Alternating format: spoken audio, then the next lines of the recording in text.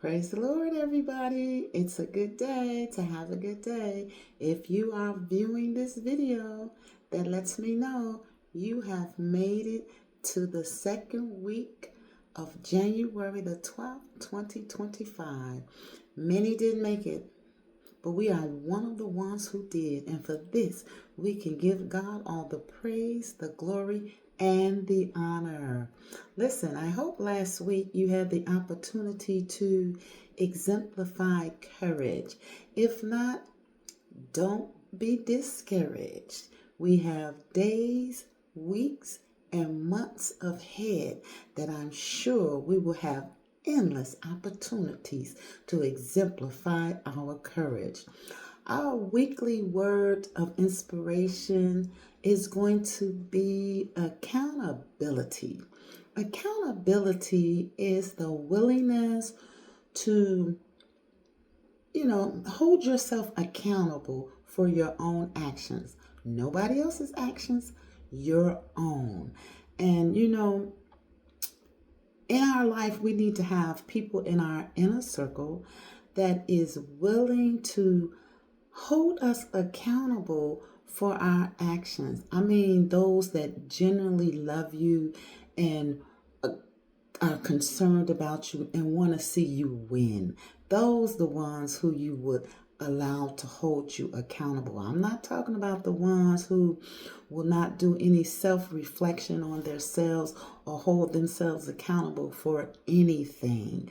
Listen, if you have those type of friends in your circle, I suggest to you, you may want to condense your circle, because you need people in your circle who is going to want to help you win, and they're happy when they see you winning, because when you win it, they win it. And if you have one or two genuine good friends that is not afraid to hold you accountable, then my friend, you are winning.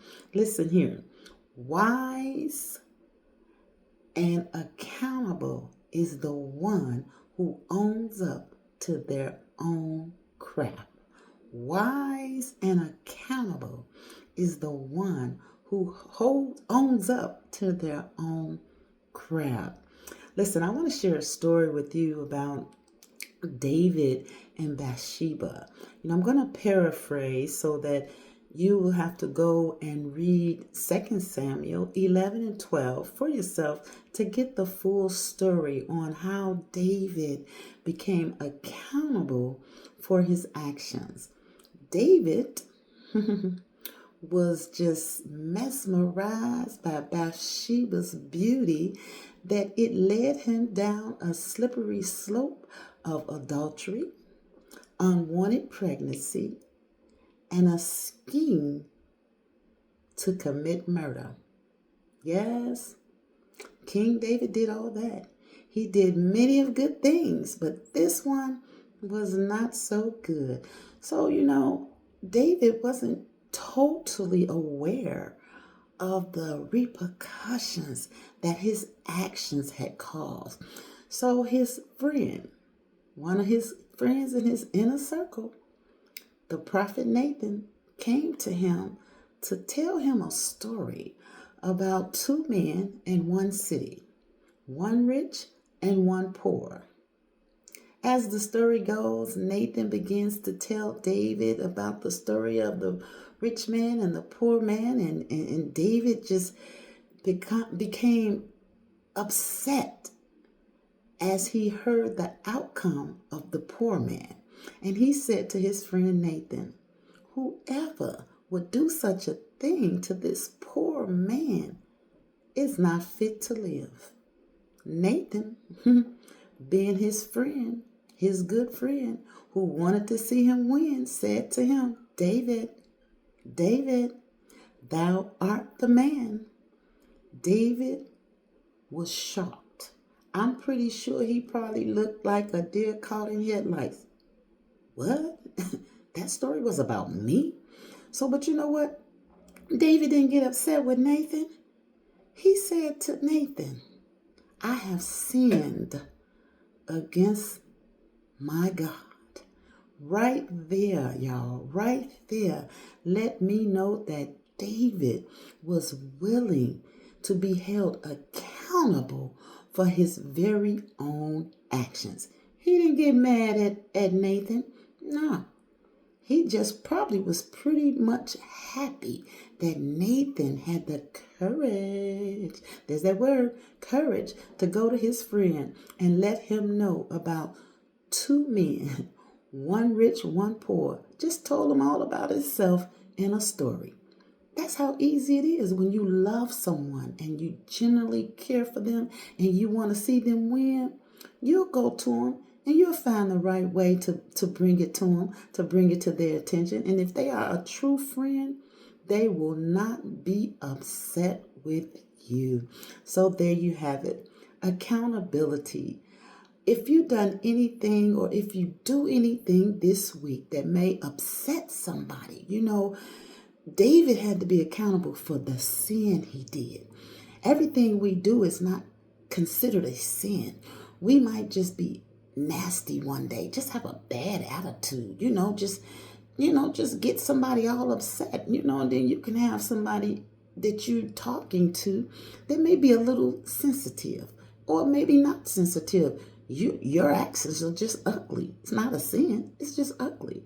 So if you are aware of the things that you are doing or have done that perhaps offended somebody, take accountability. It won't hurt. It makes you look good. And at the end of the day, you will win. Yes, you will. You will win. Being accountable is bravery. That's your opportunity to exemplify courage.